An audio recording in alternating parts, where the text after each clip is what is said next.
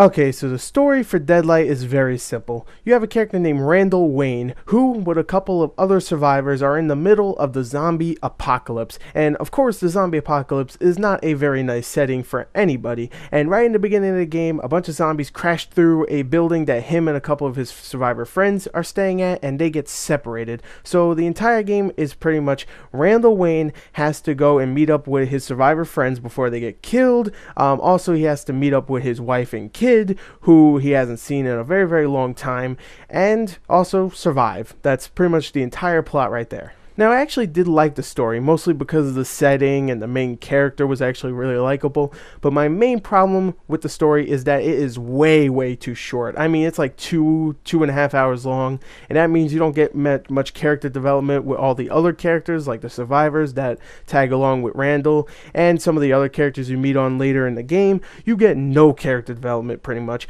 and that's a main problem with me, because I love character development. And also the script really wasn't all that well done, but I do like the environment. I thought the atmosphere was really, really good in the game. So overall, I thought the story was okay. Not great, but okay. Now let's talk about the sound. Which I have to admit, the sound design and soundtrack is absolutely fantastic in this game. It adds so much to the atmosphere because there's not much of a soundtrack, but when it gets to the sound design, you'll hear things in the background like creepy footsteps or just like the zombies eating something or knocking at a door, and it'll really, really get intense and just, oh, you just want to get out of that environment quick before a zombie just busts through the wall or something and kills you. And it really adds to that atmosphere. Now, the voice acting, on the other hand, that's a complete different story because most of the voice acting in this is not very good. The only one I would actually say was good is the guy that voices Randall. He had a very gruff sound, which really matches the way his character looked and act, and it really did. He did a good job, but everybody else was very, very, I'll just say, bad, and the script wasn't all that great either, so I can't really completely blame the actors for it. But yeah, the voice acting just was not that good. So the sound overall is still good, even though the voice acting's bad. But that sound design is great.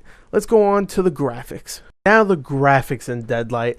If you thought Limbo was a gorgeous looking game that used black and white, wait until you see this game. And obviously you're looking at it right now because I have gameplay, but it really is a fantastic looking game with a black and white motif, and it looks gorgeous, especially with that Unreal Engine 3. Man, that engine is magnifico. Now, the character models and even some of the environments in the background look fantastic. They really do, even though you don't get to see that much of the character models because they're always like in the dark and you never really see them. And the only cutscenes that happen are comic book style cutscenes.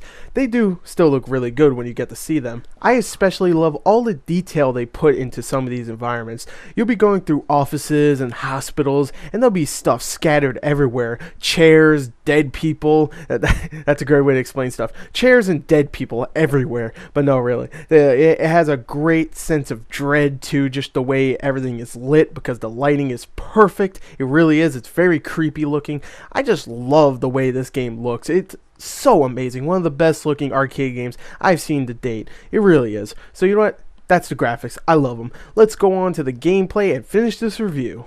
Okay, so the gameplay for Deadlight is a straight up 2D platformer with some shooting aspects and some puzzle aspects, and of course a whole lot of zombies. Now, the majority of the game is going to be about the platforming, and I really don't need to explain the platforming, do I? You'll be jumping to ledges, to ladders, to things off buildings and stuff, trying to get to other places, and for the most part, it's a standard platformer, and it does work here. It never really gets old because they always try to mix it up with the shooting aspects and even some of the puzzles. Now, there are times here and there where the climbing just doesn't really work all that well. I actually found a couple of glitches where I would jump to a ledge and I'd just be automatically stuck there and I couldn't do anything, and I have to revert to the last save, and that's a little annoying, but for the most part it does work. Now, the second part of the gameplay is the shooting, and in the game you'll get a pistol, a shotgun, and a slingshot. Now, the slingshot doesn't really work all that well against zombies, but the shotgun and the pistol are definitely highly effective, and of course it's especially effective in the head because they are zombies. Even though they like to call them shadows, they're still zombies. And I thought the shooting and the aiming itself is very well done. It feels really really cool just to shoot a bunch of zombies with a shotgun and watch their heads fly off.